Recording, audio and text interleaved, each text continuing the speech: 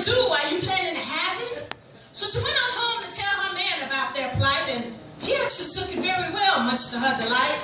A month or so went by, and she still didn't feel like she oughta. Couldn't keep down anything, no food, not even water. So she made an appointment to go see the doc, thinking he would just write a prescription or give her a shot. And once again, she took a few tests and sat on that cold slab table, and the doctor came in a few minutes later. The look on his face was very grim, and she asked, "What's wrong? What's happening?" He had tears in his eyes as he gave her an answer. "I'm sorry, my dear, but I'm afraid you've got cancer." "Cancer," she cried, "but how can this be, and what is to come of my pregnancy?" For this kind of news, she wasn't fully prepared, but he only added to her grief when he looked at her and said, "No longer do you have a seed in your womb, but the fetus you are carrying has turned into a tumor. You have a rare condition associated with your pregnancy. It's when the embryo just stops developing and there is no miscarriage, and nor does it pass. It just grows into this cancerous mass." And it was downhill from there. She went from doctor to doctor as each one stuck her and pressed her and poked her and prodded.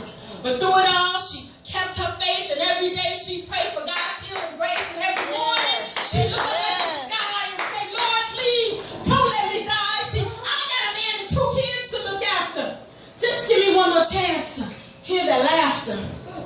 Before long, she had to be hospitalized. She was losing her struggle. You could see it in her eyes. She was pretty. With her appearance, she didn't care. Her mama had to come to the hospital just to comb her hair. She had MMIs and MRIs, IVs and CATs. The doctor said she needed surgery. Said they also wanted to do a DNC and a laparoscopy so they could get a good look at her ovaries. And then, depending on what they would see, would probably perform a hysterectomy, followed up by doses of chemotherapy. After hearing his words, she signed consent forms and prepared for her surgery the following morning. See, she didn't understand where she had gone wrong and started begging God's forgiveness for the things that she had done. But through it all, she kept her faith, and every day she prayed for God's healing grace, and every morning she looked up at the sky and said, "Lord, please, don't let me die. Come on, I GSP. got a man and 2 kids to look after. Just give me one more chance to hear their laughter." Oh, yeah. Come on, come on, come on, come on.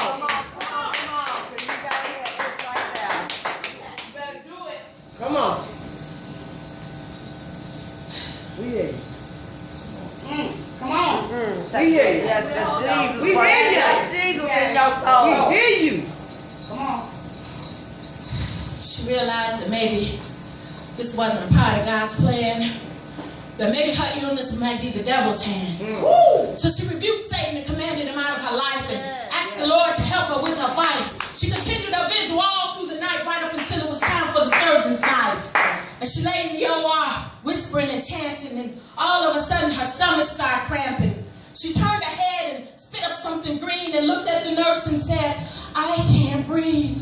She remembered the nurse giving her an injection and people running in all different directions. And right before she closed her eyes, she said, "Lord, please, don't let me die. See, I got a man and 2 kids to look after. Just give me one more chance to hear their laughter."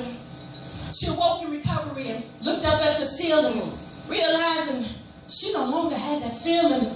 See, there had been a battle fought for her life, a battle fought between wrong and right, and it was well with her soul. The devil had lost his stronghold. There would be no chemotherapy. She wouldn't even need a hysterectomy. She was released from the hospital the very next day, praising God for her life that he saved. And to God I give praise, and to him be the glory as I live to tell my own true story. Oh, yeah. That's what I'm saying.